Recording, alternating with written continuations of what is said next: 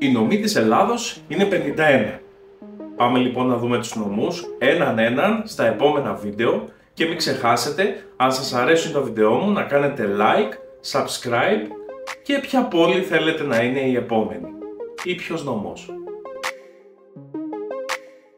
Αλεξανδρούπολη.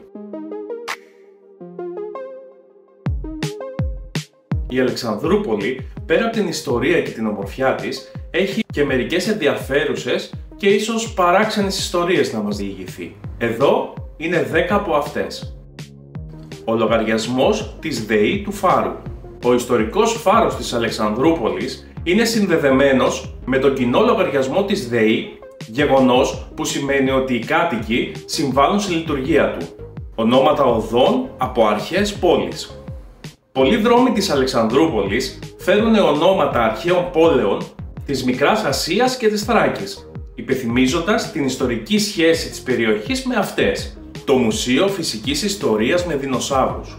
Το Μουσείο της πόλης έχει μια συλλογή με εντυπωσιακά εκθέματα δεινοσαύρων, παρόλο που δεν υπάρχουν αρχαιολογικά ευρήματα στην περιοχή. Αντιστροφή ονομάτων πλατιών.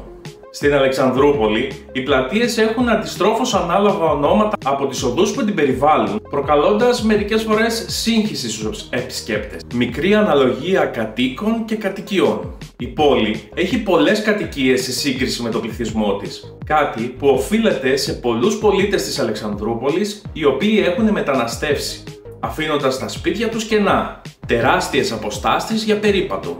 Αν και μικρή σε μέγεθος, οι πεζόδρομοι της πόλης είναι εκτενείς, γεγονός που την καθιστά ιδανική για μεγάλους περιπάτους.